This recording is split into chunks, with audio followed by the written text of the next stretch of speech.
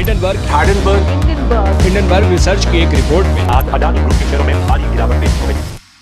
So guys, Friday files ना सही, लेकिन आज एक बहुत ही इंटरेस्टिंग टॉपिक लेके आया हूं आपके लिए, जो कि गौतम अडानी के जो पूरे एम्पायर की रिसेंट कंट्रोवर्सी हुई वो काफी इंटरेस्टिंग है। मैंने डेप्थ में जब पढ़ा तो समझ में आया कि एक्चुअल में केस हुआ क्या। काफी सारे लोगों को इसका पूरा सिस्टम पता ही नहीं है कि एक्चुअल में हुआ क्या। लेट्स फेस इट, जब भी हम अडानी जी का नाम सुनते हैं तो हर तरफ डॉलर्स खनकते की आवाज सुनाई देती होगी, राइट? यस, बात हो रही है अपने टाइम के वर्ल्ड के थर्ड रिचेस्ट मैन रह चुके गौतम अडानी की। तो थोड़ा सा बैकग्राउंड बिल्ड करते हैं, तभी तो आपको समझ में आएगा कि ये कैसे बैकग्राउंड से आए हैं, कैसे इतनी बड़ी पीक पे पहुंचे, एंड देन एक्चुअल में पूरी कंट्रोवर्सी ये हुई क्या। तो गौतम अडानी जी का जो जन्म है वो हुआ अहमदाबाद में, and fast forward second year में अपने बैचलर्स में इन्होंने ड्रॉप ले लिया क्योंकि इनको बिजनेस में बहुत ज्यादा इंटरेस्ट था। इनके फादर शांतिलाल अडानी जी का टेक्सटाइल का बिजनेस था, लेकिन गौतम जी को स्ट्रेंजली इनके अपने फैमिली बिजनेस में कोई इंटरेस्ट नहीं था क्योंकि इन्हें कुछ अलग करना था। 1978 में अपने टीनेज में गौतम अडानी मुंबई में महेंद्र ब्रदर्स के एक डायमंड शॉर्टर का काम सीखने चले गए। इसके बाद 1981 में मनसुख भाई अडानी, जो कि इनके बड़े भाई हैं, उन्होंने अहमदाबाद में एक प्लास्टिक यूनिट खरीदी एंड इनको ऑपरेशंस मैनेज करने के लिए बुला लिया। तो यहां से गौतम अडानी की थोड़ी हवा बननी स्टार्ट हुई जब इन्होंने पीवीसी इंपोर्ट से ग्लोबल ट्रेडिंग के अंदर कदम रखा। 1985 में अडानी ने प्राइमरी पॉलीमर्स को इंपोर्ट करना स्टार्ट करा स्मॉल स्केल इंडस्ट्रीज के लिए, एंड 1988 में अडानी एक्सपोर्ट्स की स्थापना हुई, जिसको आज हम अडानी एंटरप्राइजेस के नाम से जानते हैं। 1991 में आ गया लिबराइजेशन, जिससे अडानी ग्रुप को बहुत ज्यादा फायदा हुआ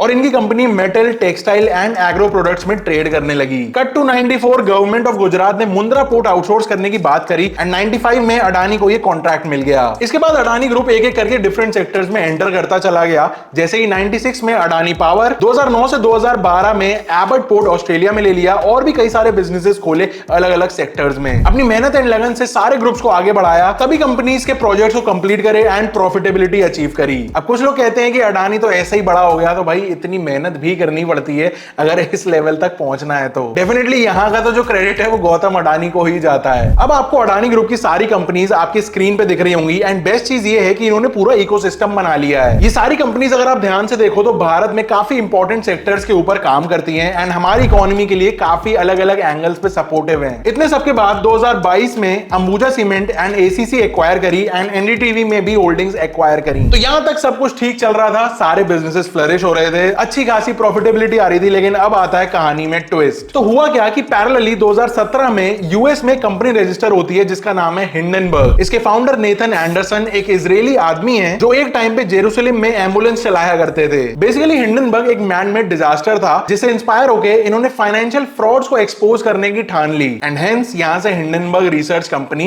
जन्म लेती है। ऐसा मैं नहीं कह रहा हूं, लेकिन विकिपीडिया के अकॉर्डिंग हिंडनबर्ग रिसर्च एक ऐसी कंपनी है जो शॉर्ट सेलिंग करके पैसा कमाती है। यहाँ पे थोड़ा सा शॉर्ट सेलिंग आपको समझाऊं तो लेट्स से अगर मैं ट्रेडिंग करता हूं, अगर मैं इस बात की बेट ले रहा हूं कि यस कल इस कंपनी के प्राइसेस ड्रॉप होंगे, तो आज मैं उसको बाय करने की जगह सेल कर दूंगा, एंड कल जब वो गिर जाएंगे उसके शेयर्स या फ्यूचर में गिर जाएंगे, तब मैं उसको बाय करके ट्रांजैक्शन कंप्लीट कर दूंगा। एंड यहां पे क्योंकि मैंने महंगे में बेचा एंड सस्ते में खरीदा, तो यहां पे मैं बनाऊंगा मोटा प्रॉफिट। इसको कहते हैं शॉर्ट सेलिंग। तो बेसिकली हिंडनबर्ग क्या करती है, इंपॉर्टेंट कंपनीज को एनालाइज करती है, सारे उनके डेटा को कलेक्ट करती है, टारगेट करती है, एंड अपने हिसाब से एक रिपोर्ट बनाती है। अब होता क्या है कि ये रिपोर्ट्स को ये हिंडनबर्ग कंपनी ही पब्लिक कर देती है।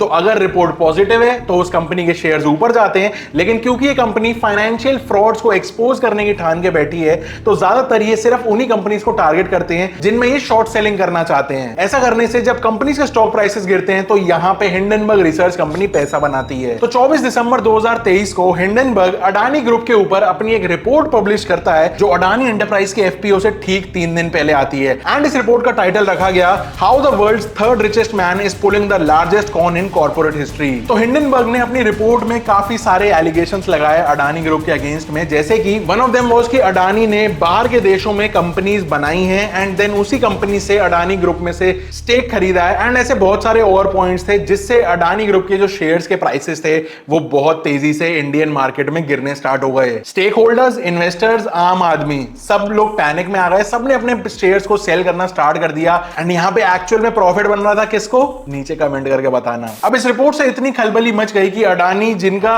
फॉर्च्यून पूरा 120 बिलियन डॉलर्स का था, वो 60% तक फॉल कर गया एंड आज की डेट में उनकी नेटवर्थ रह गई सिर्फ 50 बिलियन डॉलर। मतलब हमारे लिए तो सिर्फ नहीं है, उनके लिए सिर्फ है। इस शॉर्ट सेलिंग की रेस में इवेंचुअली LIC का भी पैसा डूबा, जो कि अगेन था तो आम पब्लिक का ही। तो सिर पे पहाड़ टूट गया था अडानी ग्रुप के एंड इसके रिप्लाई में यहां पे अडानी ग्रुप ने 413 पेज की एक पूरी रिपोर्ट पब्लिश करी, जिसमें उन्होंने एक एक करके सारे पॉइंट्स का जवाब दिया। लेकिन सुप्रीम कोर्ट ने ये सब देखते हुए फाइनली एक ऐसी कमेटी बिठाई जिसका काम था कि इसकी पूरी डीप एनालिसिस करे एंड सच को बाहर निकाल के लाए कि एक्चुअल में हो क्या रहा है, क्या अडानी गलत है या फिर हिंडनबर्ग की रिसर्च रिपोर्ट। तो 6 मई को कमेटी ने एपेक्स कोर्ट में अपनी रिपोर्ट सबमिट करी, जो कि बेसिकली 3 पार्ट्स के अंदर डिवाइडेड थी: minimum public share holding, disclosure of transactions and stock price manipulation. तो इस रिपोर्ट से यह समझ में आया कि शॉर्ट सेलिंग करके पैसा तो बनाया गया है, लेकिन किसने बनाया है ये अभी क्लियर नहीं था। तो इस कमेटी का जो पूरा फोकस पॉइंट था वो इस बात पे था कि एक्चुअली में ये जो शॉर्ट सेलिंग से पैसा बनाया जा रहा है,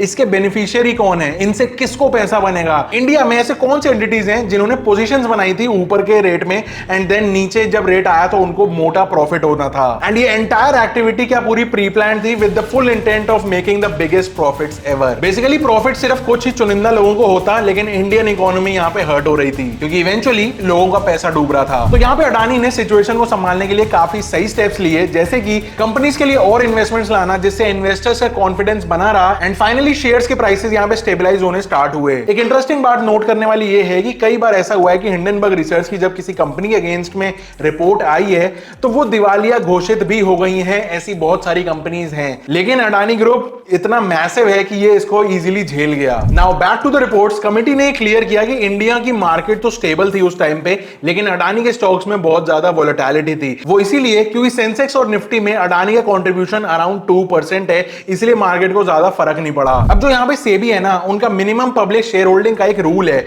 जो कहता है कि अगर कोई कंपनी यहाँ पे मार्केट में लिस्ट होती है तो 25% उनके जो शेयर्स हैं वो एटलीस्ट पब्लिक में होने चाहिए एंड प्रमोटर्स जो है कंपनी के वो 75% से ज्यादा होल्ड नहीं कर सकते। अब ये मैं क्यों बता रहा हूं, क्योंकि अडानी केस में इनके ऊपर एक और एलिगेशन थी कि अडानी ने मॉरिशियस की एक कंपनी से अपने ही पैसे अपने ही कंपनीज के अंदर इन्वेस्ट करा लिए जो कि 75% से ज्यादा थे। तो कमेटी की रिपोर्ट ने इस बात के ऊपर भी हरी झंडी दी कि ऐसे जो भी एलिगेशंस अडानी के इस केस में लगाए गए हैं वो सब गलत हैं एंड कंपनी FPI रेगुलेटेड भी है, व्हिच मींस अडानी ग्रुप ने सारे डिस्क्लोजर्स दिए इस कमेटी को, जिससे ये साफ हो गया कि कोई भी रेगुलेटरी फेलियर इनके एंड पे नहीं था। एक ट्विस्ट पॉइंट यहां पे और ये है कि इसके साथ ये भी मेंशन था कि सेबी ने 13 ओवरसीज एंटिटीज को भी इन्वेस्टिगेशन करी जो कि हिंडनबर्ग रिसर्च की रिपोर्ट में मेंशन थे एंड फाइनली वो भी झूठ निकले। ट्रांजैक्शंस में कोई भी कमी नहीं मिली कमेटी को, इवन स्टॉक प्राइस मैनिपुलेशन या फिर कोई आर्टिफिशियल ट्रेडिंग पैटर्न भी डिटेक्ट नहीं हुआ। अब इन सबको नजर में रखते हुए फाइनली हमारे ऑनरेबल सुप्रीम कोर्ट ने अडानी ग्रुप को एक क्लीन चिट दे दी है,